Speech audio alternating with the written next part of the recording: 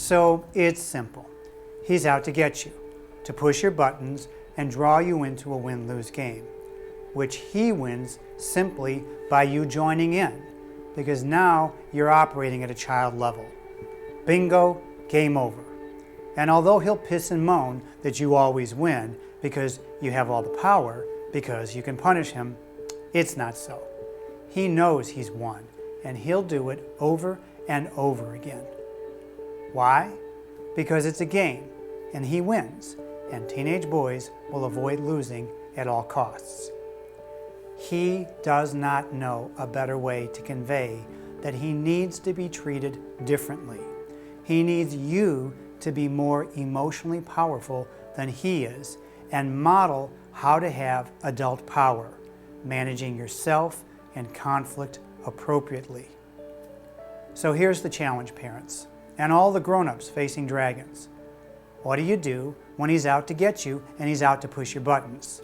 When he's being a dragon? How do I put this into practice? When your buttons are starting to light up, first, claim your space. Second, set your rules of engagement. And third, act. If you're losing it, you're going reactive, begin with create distance, then claim your space, then set your rules of engagement and act. For example, boy's in the kitchen yelling, swearing, calling his mother all kinds of profane names. Mom's elevator buttons are beginning to light up. Mom creates distance by leaving the room and going into the family room. She claims her space by sitting on a chair. She sets her rules of engagement. When her son follows her into the family room, smoldering and swearing, she quietly and calmly tells him she'll talk with him when he quiets down and stops swearing. She talks with him about what he's mad about when he does quiet down and stop swearing. To do this comfortably, confidently, and successfully, I focus on 3 areas. Practice and develop these 3 areas and you'll have it licked. You'll find the soft belly of the dragon and save yourself misery and heartache. The 3 areas are how you act physically, how you speak to him, and what you say. And you do this because you understand and accept these 4 facts. Your son is trying to grow into a young man. Power is managing yourself. Conflict is an opportunity for positive change. And love is managing power and conflict. Remind yourself of these facts over and over again. Your boy is trying to grow up and become a young man. He's looking for and needs models to see in the real world how it's done. How an adult behaves managing power, how an adult behaves in the face of conflict, and he's looking to you to engage him in those ways so he can learn to do it himself and to help free him to pursue his purpose and his dreams. I focus more on what you are doing physically when you're speaking and how you say things than on what you say, because that's what he's paying attention to. What you're doing physically and how you say it. The what you say is the least important part for him. There are 2 inseparable elements to what you are doing physically. The first is your interior space, what is happening inside of you. And the second is the exterior space, what you're doing physically on the outside. I'm putting most of the attention on what you do physically because this is what he's focusing on, what he senses and interacts with. Are you going to lose it and let your button be pushed on the inside and play win-lose on the outside? Strengthening, developing control of your interior space has 4 elements. The first is breathing. The second is smiling internally, positive thoughts and feelings. The third, thinking you're in control of yourself. He has no control over you. And the fourth is, there's nothing to be frightened of. This is a radical shift from believing he has all the power and you are subject to being controlled, bullied, pushed around, humiliated, and all of that by him. I invite you to consider the difference between the two risk grab games. The outside physical movements emerged from the state of the inner space. In the first one, the tug of war, the parent's interior space is a fight-flight reaction, the biologically based stress response, where we perceive a danger or threat, and particular hormones and brain chemistry all go into action, and the amygdala part of the brain takes over. It feels like you've lost control of yourself. It does not matter what the subject or the content or the situation is. We're simply in fight-flight mode in reaction to feeling threatened. In simple English, we get mad or scared. And we literally lose our sense of security and our sense of ourselves and balance and comfort. By its nature, the fight-flight reaction feeds the same reaction in the other person. That's why you can't solve a problem. You can't find a solution to something when you're fighting and arguing. In the second risk grab game, I demonstrated maintaining a relaxed, comfortable sense of inner space from which I purposely and determinately moved gently and carefully to create the possibility of a different outcome in this conflict. What is virtually invisible to the watching eye is the basis of this relaxed, comfortable sense of interior space is breath. Breathing so your belly button rises when you inhale and falls when you exhale. Doing this engages the courage response, the biologically based relaxation response through the practice of natural breathing, positive attitude and feeling, and a sense of being myself instead of losing myself. In case you're thinking I'm blowing smoke with a lot of make-believe hooey, let me set you straight. These practices, especially breath work, are the foundation of energetic strength, agility, and effectiveness in martial arts, and the basis of medical stress reduction, and often pain relief.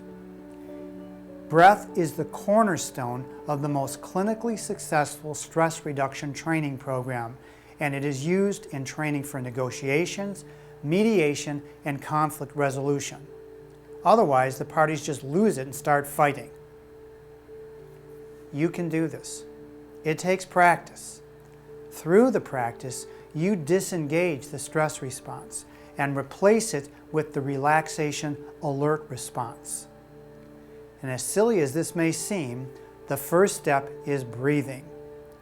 You can and should do this anytime, while you're watching television, sitting at your desk or computer, driving in the car, lying down reading a book, anywhere. Put your hand on your belly and feel it rise when you inhale and fall when you exhale. Secondly, do it when you're standing somewhere, in the kitchen, in the elevator, anywhere. Thirdly, do it when you're moving around, and make it the basis of what you're doing when you're around your dragon. Add to that what my dear friend and excellent Aikido and body awareness teacher Paul Linden calls a smiling heart. Thinking about something that makes your heart smile. A person, place, memory, object, anything or all of the above. Thinking about it accesses your embodied felt sense, which is good and positive. Practice your smiling heart at every opportunity, wherever you are, whatever you're doing. Thirdly, regularly remind yourself that you are in control of yourself, even when your mind tells you, no, you're not. Just keep doing it. You're developing a new thinking pattern, which is closer to the truth. Finally, tell yourself this truth frequently. There is nothing to be afraid of. because he truly has no control over you. He's just a boy trying to grow into a young man. Now, a word about practice. I practice Aikido during classes so that if I ever need to use it in a real-life situation, I can access the skills without thinking about it. I practice my instruments in music so when it's time to perform, I can access the skills without thinking about it. The best way to practice and develop the power of your interior space is in the absence of conflict. Just like I described to you, and include whenever you're around him. Practice the 4 steps so your inner body gets used to being this way and doing this. So when a conflict does occur, you've got some practice under your belt and you can go into action and do your best. And consider the conflict situation as more practice so you continue to improve. It will enhance your success. Out of your interior space come the actions of your exterior space, which he is watching very carefully. The first rule of exterior space is your comfortableness. This means you act in a comfortable manner, relaxed, easy, comfortable with yourself. If you're not comfortable, you're going to create space. You're going to control the space by moving away from him. From a condition of comfortableness, you manage the space between you and he, changing it as necessary to manage comfortableness and to control your interior space. Be aware of how close or how far away from him you are and increase it just a little bit. Move away.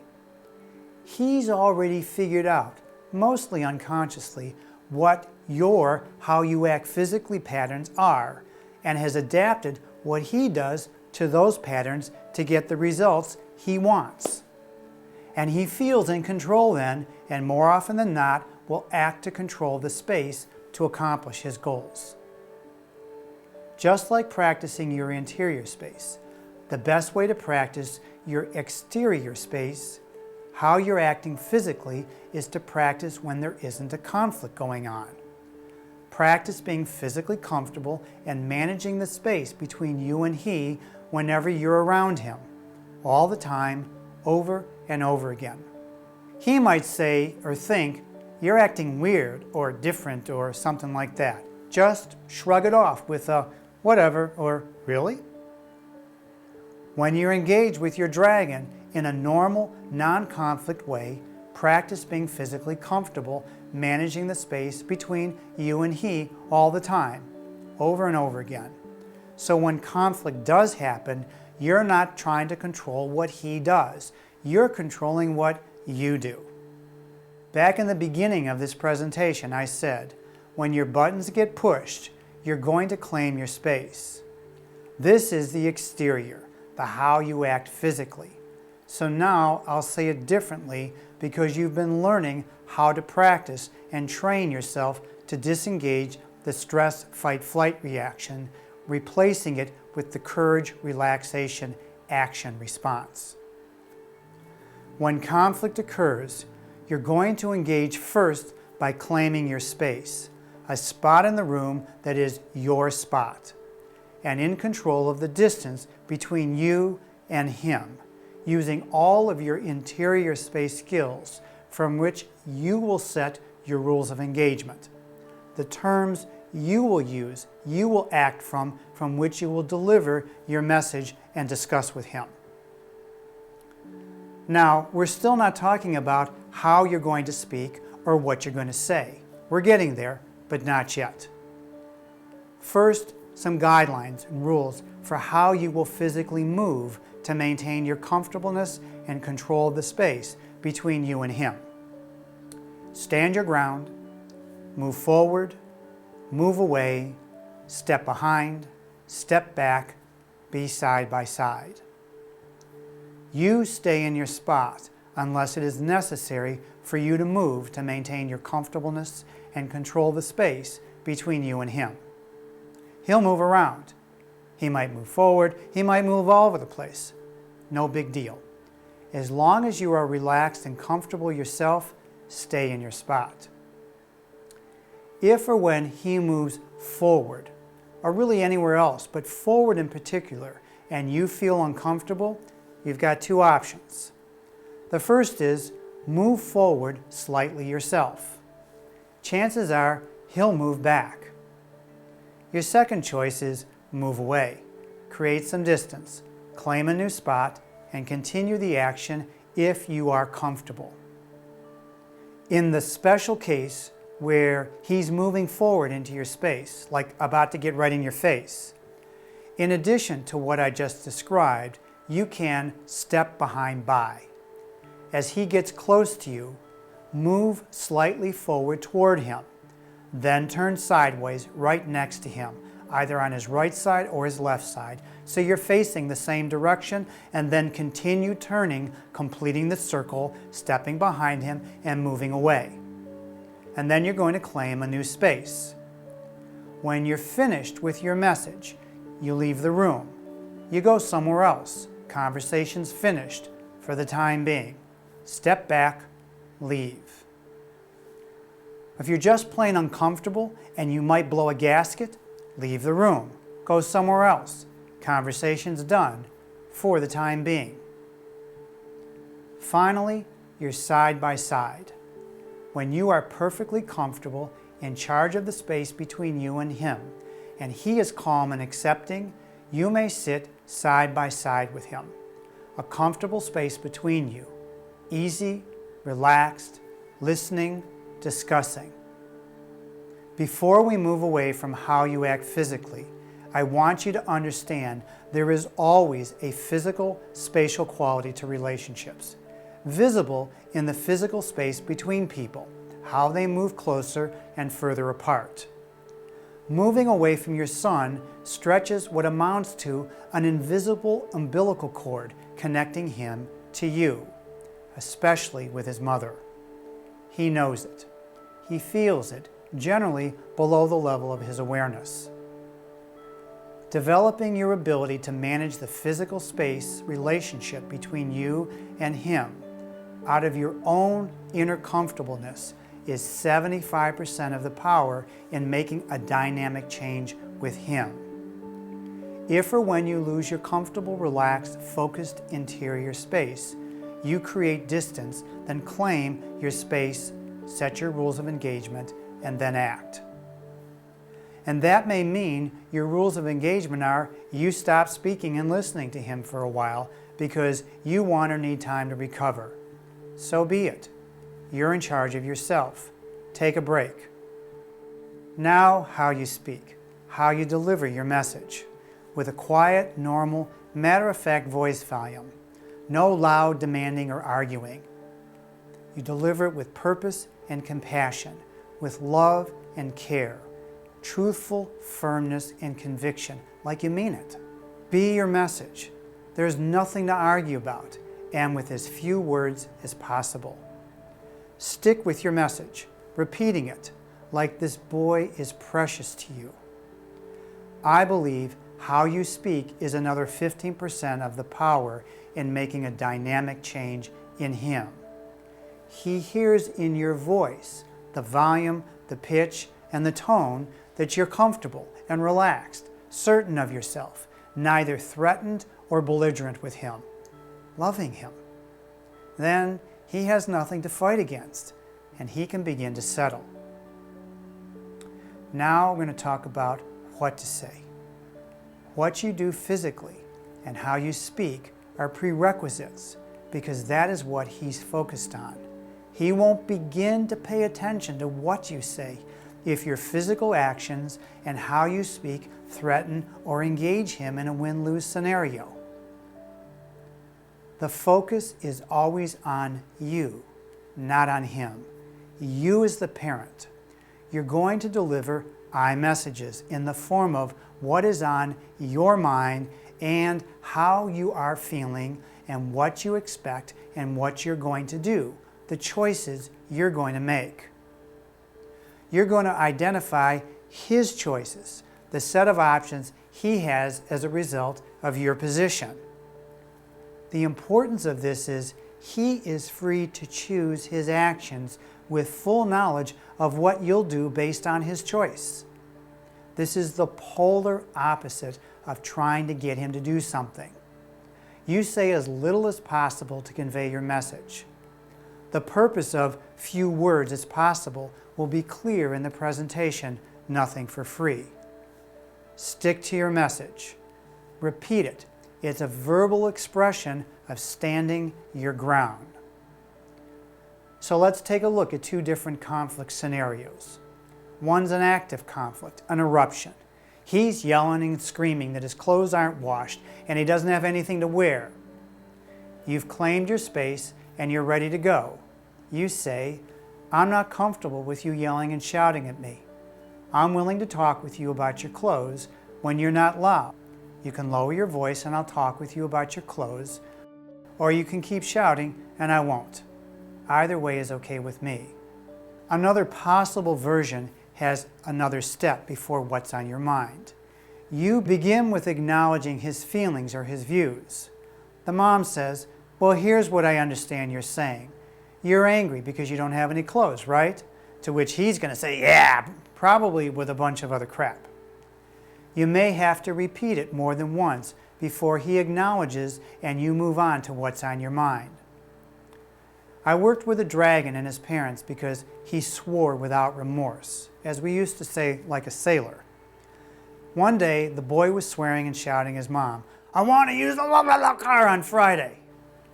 His mom looked at him, smiled, and said, oh, swear at me, no car. Don't swear at me, you can use the car. Either way is okay with me, and she turned around and walked away. Here's a passive conflict in process, an ongoing situation that often happens in homes. He's leaving his clothes all around the house.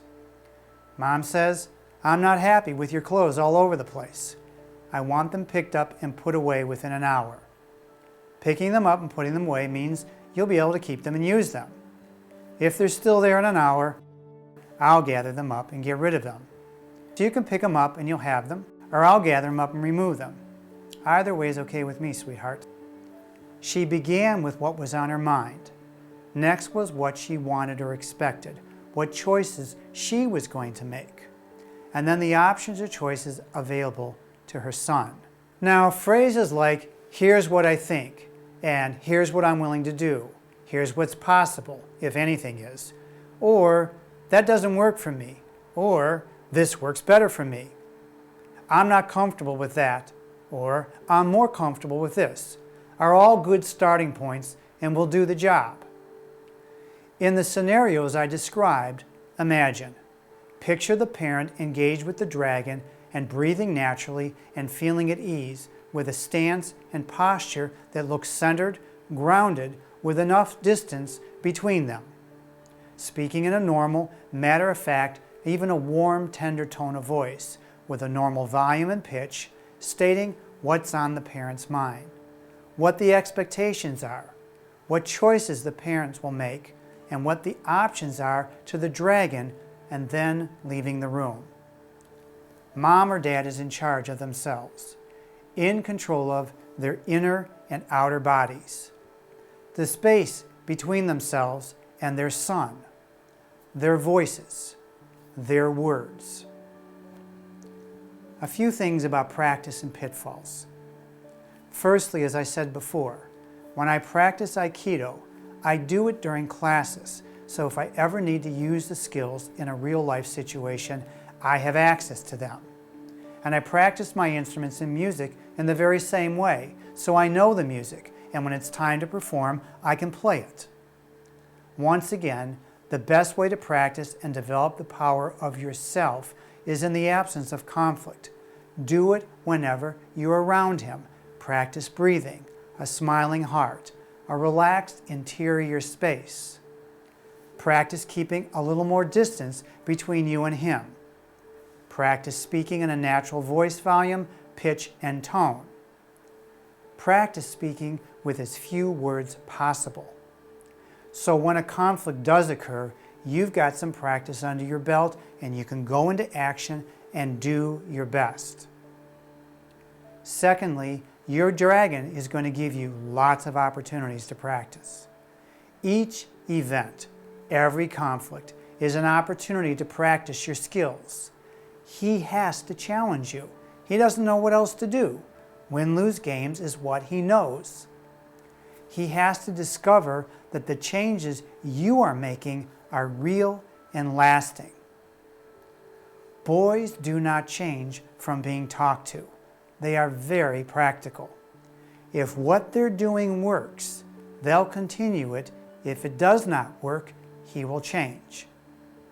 He has to discover that his win-lose games do not work, that you are not pulled into them anymore. Then he changes because he feels safe. You really are in charge of yourself and the conflict.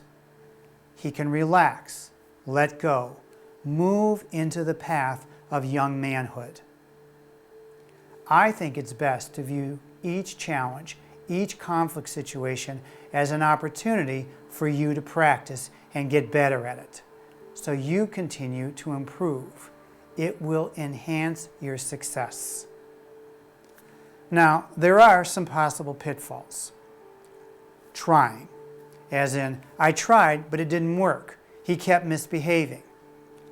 If you try and revert to reactions and win-lose games when your fire-breathing dragon challenges you to find out if you've really changed or not, and you just throw in the towel instead of getting better at it, then he's not going to change, because he's figured out how to get you to quit and get you back into his game. That's his job, to find out if you're serious and really being different. It takes practice, repetition, persistence, and making mistakes and sometimes failing. It's all part of the learning curve. It's how you learn and get better at the skills of dragon taming with power, conflict, and love, which is what you want to model for your dragon. The second pitfall is, I'm a failure. One of the downsides to parent education is parents get a lot of information, a lot of really good information and understanding. And then they beat themselves up when they make a mistake and think they're a failure. You're not a failure. In truth, you're courageous because you're willing to change. And I have news for you. You're going to make mistakes. Everyone does when practicing and developing new skills. Mistakes are part of the practice, part of the learning process, not marks of failure. Accept them, learn from them, and keep going. You will get better at mastering yourself and taming your dragon with power, conflict, and love. You are learning to create more love, literally create more love in the face of adversity. The crap that he pitches at you that arouses anger, hurt, resentment, frustration in you, you are learning to find, to feel, and to act on a powerful love that's inside of you instead of being pulled into the abyss of misery and suffering. That form of love is more powerful than hurt, fear, and anger. And that power and that love can be created from the cauldron of conflict. In the next video, Nothing for Free, you'll learn to control the flow of attention so he can develop personal power and responsibility.